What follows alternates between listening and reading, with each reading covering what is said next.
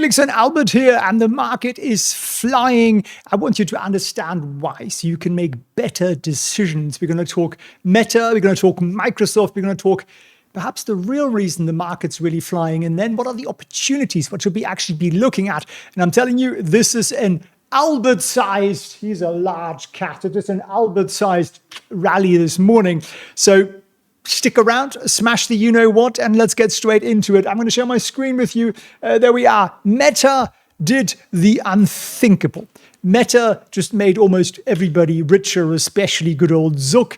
This is what their business looks like. They bring in $46 billion. 18 billion of that is pure profit in Zuckerberg's account. No, actually, in shareholders' accounts. But it's incredibly profitable business. And why is the market so excited about it? Because they added 6% extra people.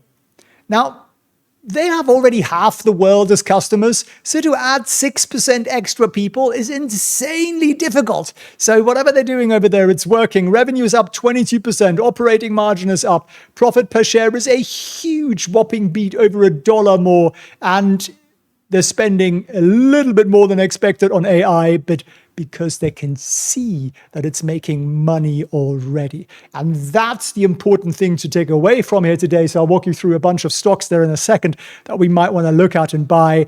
As I'm recording this, and this is, of course, pre-market, Meta is off the charts. I mean, it's literally gapping up like nobody's business. Insane stuff. 11.7% up. Company that size, that's crazy. Now, Zuck also says, we've begun to see glimpses of our, and take a screenshot of this. This is like historic.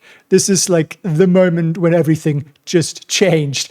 So we've begun to see glimpses of our AI systems improving themselves. And the improvement is slow for now, but undeniable. And developing super intelligence, which we define as AI that surpasses human intelligence in every way, we think is now in sight. Do you know what that means? Do you know how much money Meta spends on developers? They'll be able to get rid of most of them, or keep them and build something that's 10 times better.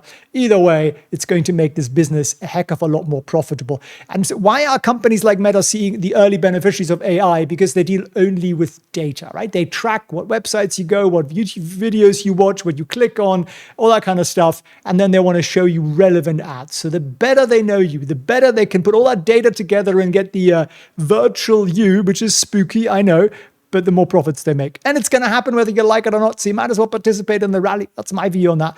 Microsoft is similarly extraordinary business. 18% increase in revenue. Again, this isn't some startup. You know, they've been around for a while. Azure, their cloud computing, is up a whopping 39%. I mean, think about that growth. Revenue up 18% to 76 billion. Operating margins are up. Earnings per share is a pretty significant beat there as well. So Microsoft doing everything right.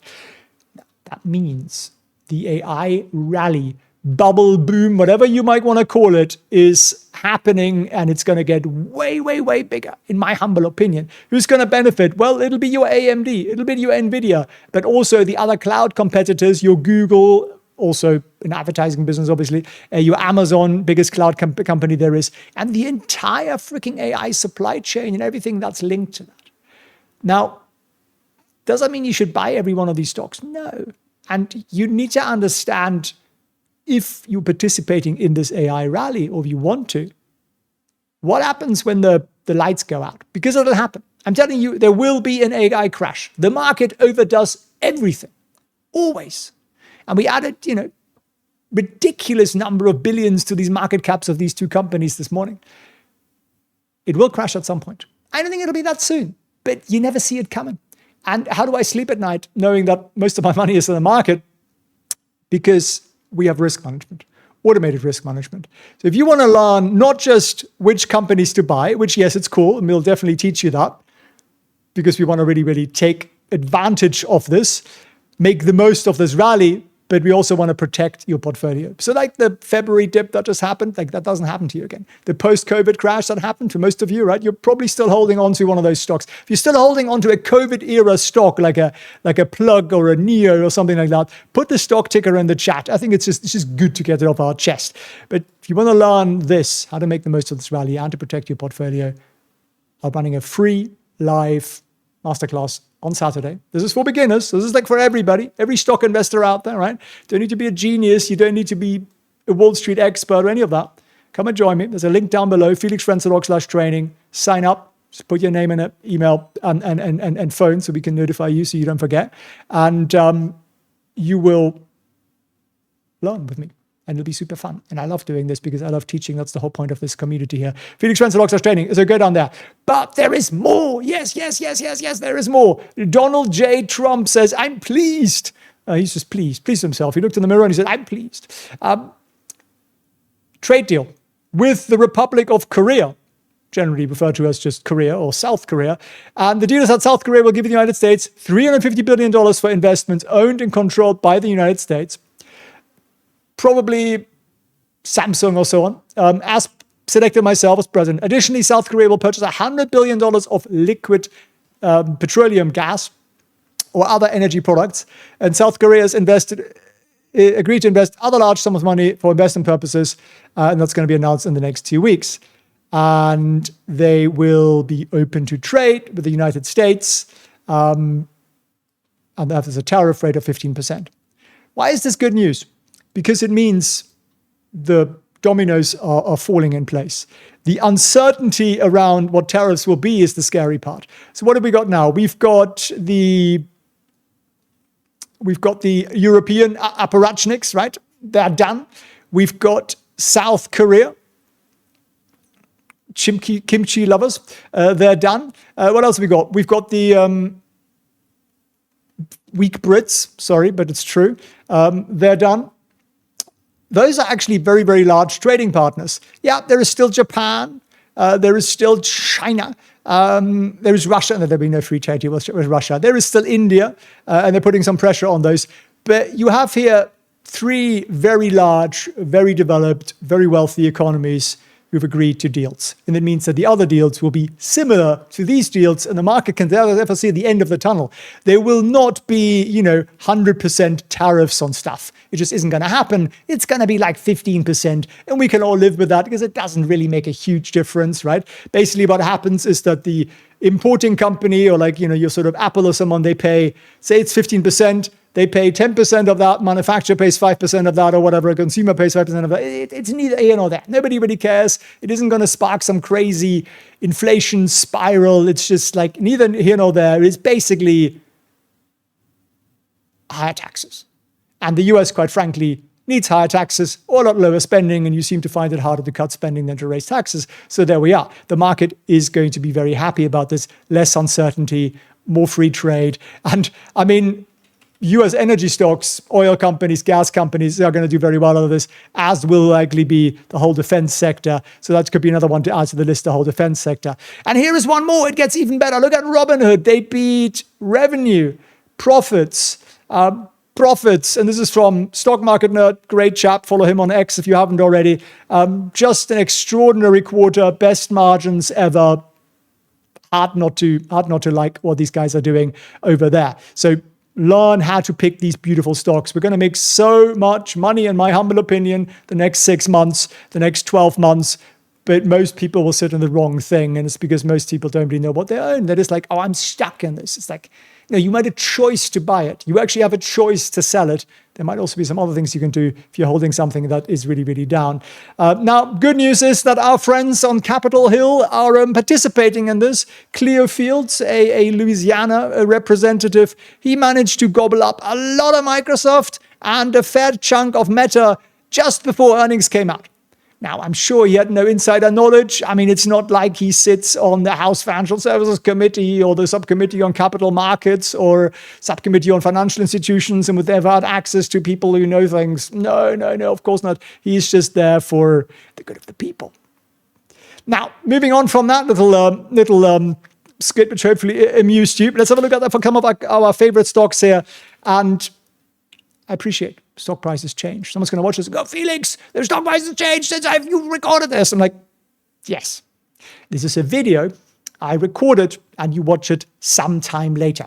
There is still value in it because I try to give you rules and structure and systems, not this just happened and it's going to be over in 3 seconds. Yeah, if that makes some sense to you, then stick around. If it doesn't, maybe don't. Palantir is looking pretty nice this morning. It's gapping up as I'm recording this here. And that's, of course, just the whole AI sector. If Meta is making money out of AI, and we've seen that impact into their profits and their revenue, then it means everybody else can too. And if everybody else is starting to make money, more and more companies will be like, we need to make money too on AI. How do we do that? How do we do that? Call Palantir. Okay, that's one of those things, right? SoFi has recovered pretty significantly since I put out a video yesterday, which I recorded before the recovery, just to make that clear as well. I don't have a crystal ball yet. The cats keep smashing the ones I order of Amazon, and they didn't seem that good. But there are sometimes just things that don't make a lot of sense. And to me, yesterday was one of the things that didn't make a lot of mathematical sense. So we're looking very nice here this morning, gapping up. What do you want to see? You want to see some pretty decent volume on a sort of consolidation pattern around where we're currently trading. So at 22.58, we're perfectly happy because we're now actually above the dilution moment, right? So they added 7% extra stocks. Does that mean the stock should fall 7% like it did yesterday? In my humble opinion, no. And I tell you why. Because I'm assuming that SoFi management isn't just completely high on fentanyl and therefore are going to do something with that money that'll generate returns for shareholders. Right? They lend it out. They generate returns for shareholders. Maybe they'll buy something with it that could be useful. That'll be not my favorite option. I prefer if they just used it as working capital, quite frankly. It'd grow faster. And the market seems to come to the similar conclusion that we overreacted. Oh my God. They always do that. We can also have a quick look at dark pools. Let's see if and you can see here like live where the flows are in bullish and bearish from institutions, that is, because these are big trades. We can have a quick look at SoFi here and always select the right date. That's important. Wednesday was the last trading day and slightly bearish. So not a huge amount. What were the biggest trades? They're not that big, to be honest with you. So the whales are not on SoFi. And it kind of makes sense again because if you're JP Morgan, you don't really want to own SoFi, do you? You want to crush the bastards, which is probably what they're planning. Another thing I like a lot at the moment is a little bit of a nugget for you. It is gold. Gold is consolidating very, very nicely in this sort of zone there, right? It's literally doing what my mentors taught me, actually, is the pattern, right? So it zigzags sideways and you get these highs here, all at pretty much exactly the same level. So are we therefore buying gold here? Well, that's a bit of a risky proposition. We're below the 50-day moving average line. What I'm saying is it comes back up, and if it breaks out of that zone, fireworks are possible. So I don't actually buy digital ETF gold. I'm not a huge believer in that. Instead, we buy gold miners. And I think gold miners, in my humble opinion, are still massively undervalued. Maybe we'll do a little section on that on Saturday as well. So come and join me at felixprehn.com/training, because I think this is a very, very cool opportunity. And from our last entry point on this one, for example, we are still up 53%. Right? It was 65, but that's just, you gotta live with that 10, 12% up on something as volatile as this. And that's how we potentially lock in much, much greater gains. Because otherwise, you'd be out here, you'd be out there, you would have sold here, you would have sold there every time. And you would have only done this journey rather than that journey. You see what I'm saying? So important to manage the whole thing, risk manage the whole thing, risk manage the whole portfolio. I'll cover all of that on Saturday, felixprehn.com/training in the live training. And I wish you a big and beautiful rest of your day. If you are wondering whether this is live, nope. I pre-recorded this. Why? Because I was planning to go out and have some fun, which is really what life's all about. So enjoy yourself. Take care. SoFi just reported massive beats on revenue, on profits, user expansion, segment diversification. They raised 4-year guidance, strategic pushes into high crypto areas like crypto, and then they dropped the bombshell the market didn't see coming. That was Winston's face when when I read him the following email that I got from SoFi, which says what? They have offered shares, $1.5 billion worth of shares today.